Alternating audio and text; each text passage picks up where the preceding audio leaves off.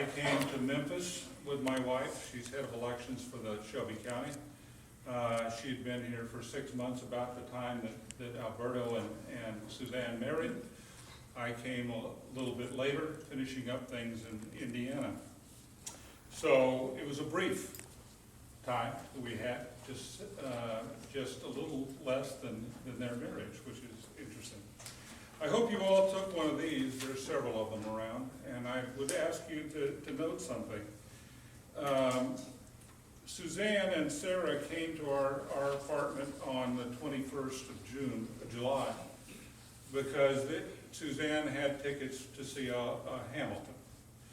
And we fixed heavy hors d'oeuvres, one of which Alberto loved, which was my wife's pate.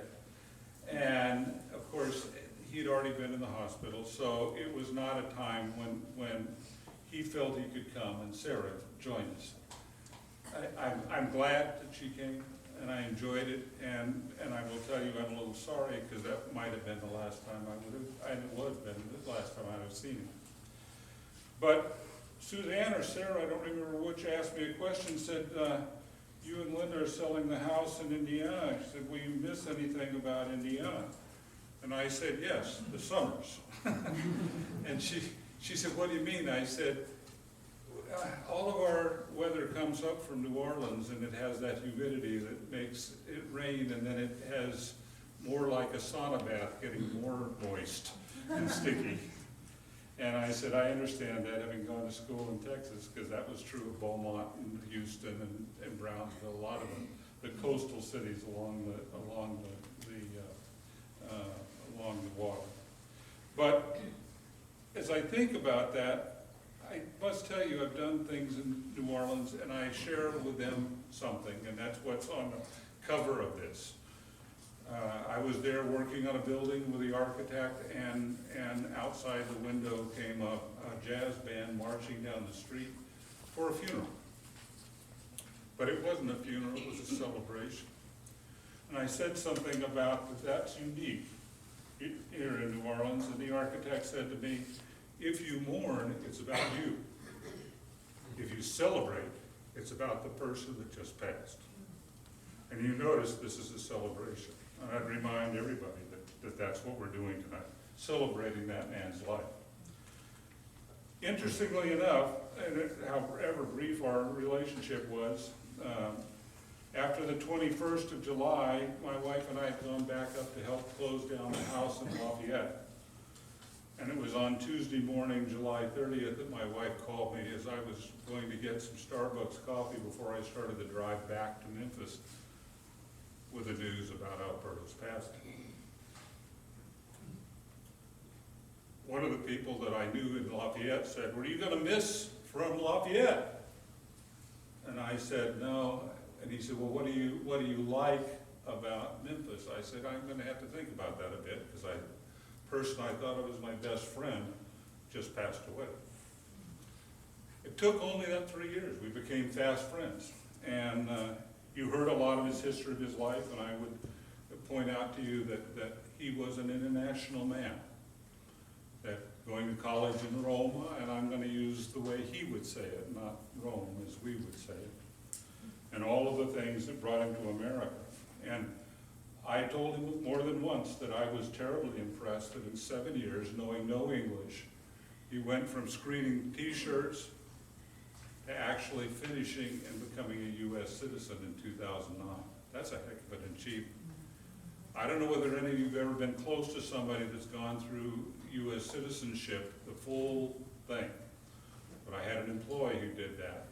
And he worked with me, and we would travel to various jobs, and he would sit next to me, and he used me as a drill so he could go through the things that they learn and have to be able to prove that they know about us, our Constitution, our presidencies, our form of government, all kinds of things that most of us think we know but really don't.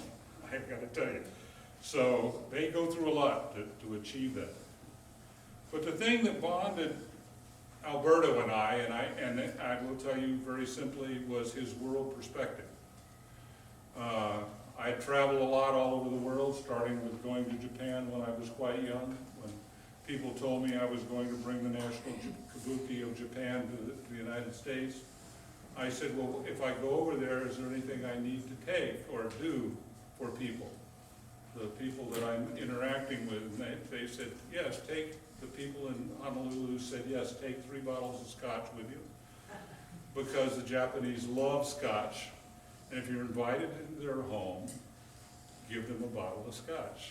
And they will put it on what their version of the mantelpiece, and it will be a thing of honor for them because they love it so much.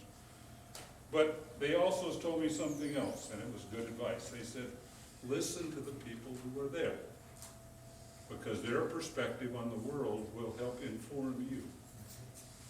And it's true.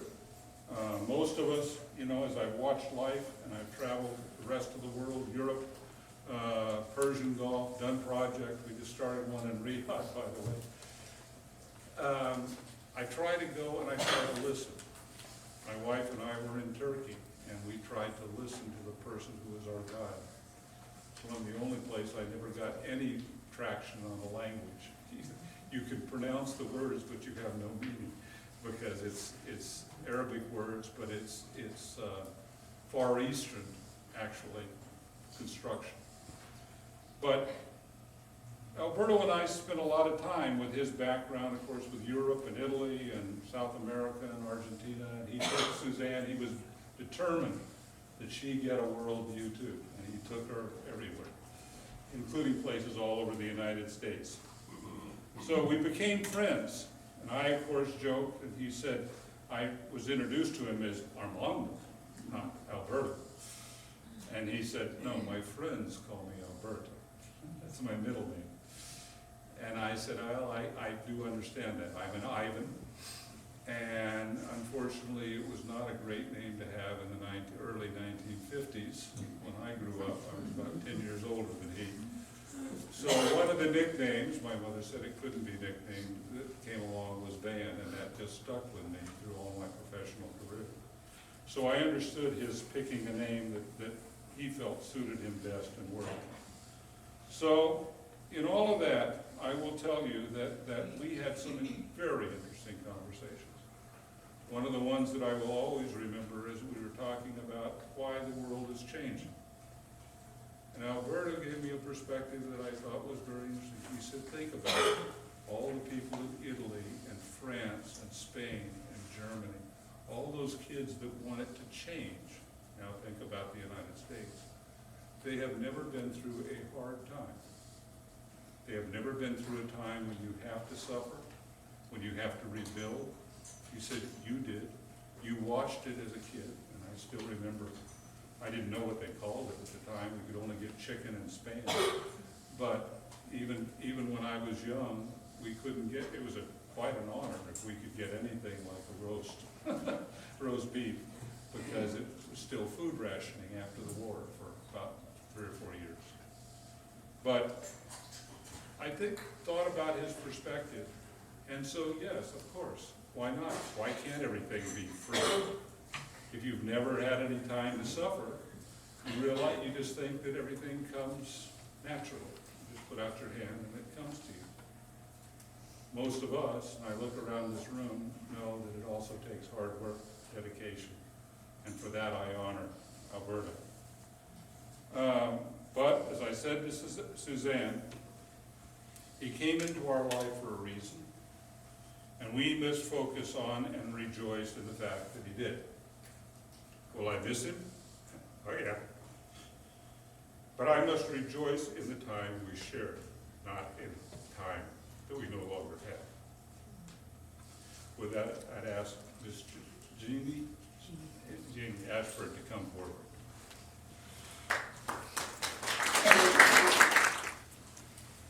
So beautiful. So beautiful.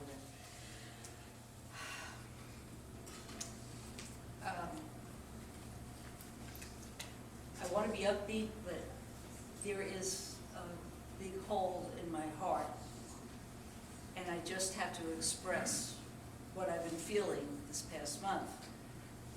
My husband and I were in Asheville, having a lovely time, and the phone rang and I missed it. It was in my pocketbook.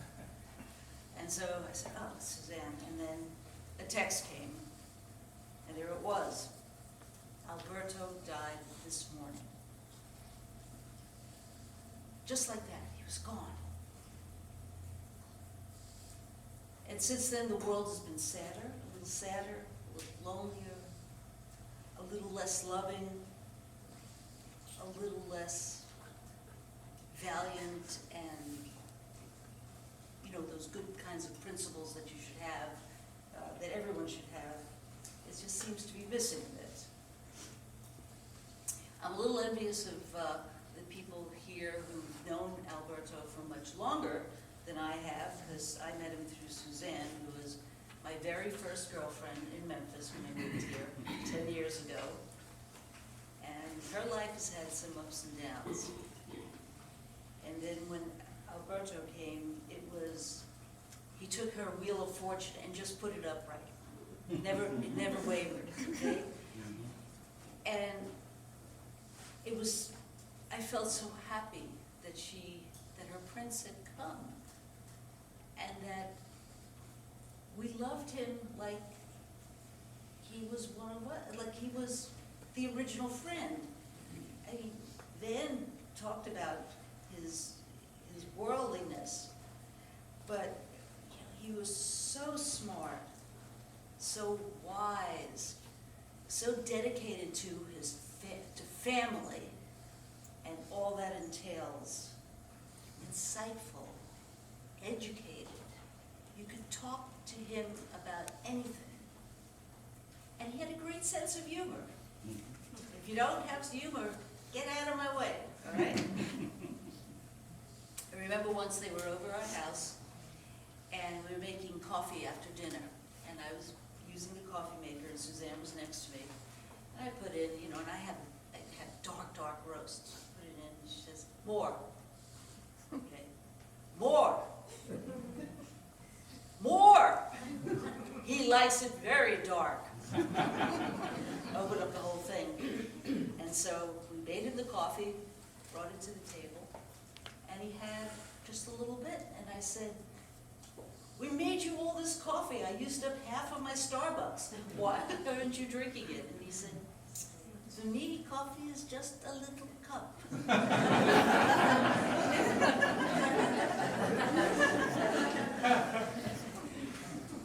And what a cook. Oh my God, anytime we went to their house, anytime they brought things, we went to the 11th Shell together, and there was always this food I just oozed out of him.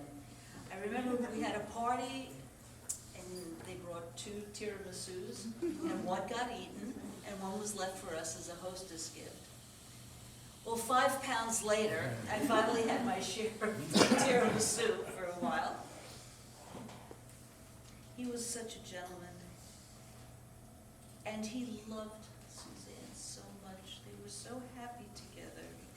You know, you love to see couples coo at each other. It makes you happy, it makes me happy.